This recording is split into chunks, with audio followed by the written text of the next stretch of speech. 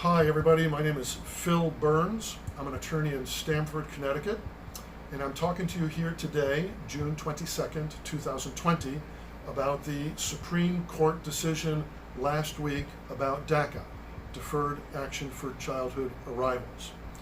So there's one thing that I think is clear to everybody about this decision, which is that people who were applying and renewing for DACA can continue applying to renew their DACA. But there are two things that I think many people don't realize. And that is that it also opens the door for two other things that President Trump did successfully, temporarily close between January 2017, when he came to power, and the decision last week. And that is, in January of 2017, one of the first things Trump did when he came into power is he said, I'm stopping DACA for everybody who has it, and everybody who doesn't have it, even if they qualify, they cannot ask for it. And everybody who has it cannot ask for permission to travel. So in the decision last week, it seems pretty clear to we immigration attorneys that the door is now open, or will soon be open again, for people who did not apply before because they didn't get around to it, or because they were under the age of 15 and did not qualify, and now they're 15 or older and they qualify. People who never had DACA before, we should be hearing in the next few weeks from the Immigration Service that they are accepting new applications for new people to get DACA who did not get it before.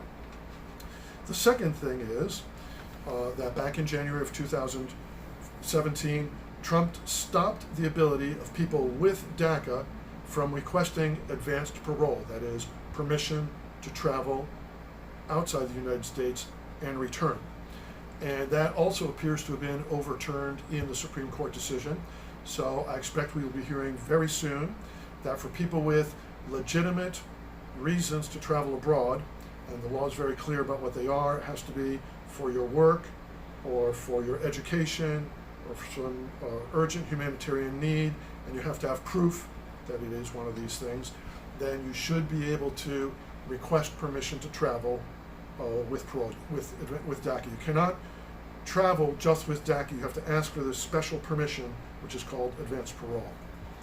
Now, so that's what happened in the Supreme Court decision that affects people's benefits and options today. Something else that's worth knowing is the Supreme Court decision is really sort of a temporary decision. The Supreme Court did not say DACA is good, Trump is bad, DACA wins. What the Supreme Court said is, in order for a president or an administration to make changes in the laws, or changes in the regulations, or changes in the way they manage various programs, they have to give reasons why they are doing it and explain why it is good for the country. And what the Supreme Court said is that Trump and his administration did that badly. They said that Trump did it, and the law requires the administration to not be arbitrary and not be capricious in changing things and making decisions. And what the court said is, the way you did it back in 2017 was arbitrary and capricious. What that means is that Trump and the administration can go back to square one and this time try to do it the right way so that the Supreme Court does not find it arbitrary and capricious at some future date. And President Trump did promise that he's going to go back, he's going to stop DACA, he doesn't want these young people to have work permits and protection against deportation if they behave themselves. So we'll have to see. You know, it's an election year. Is he really going to do it? I think he has to make a calculation. Is it good for him politically or bad for him politically?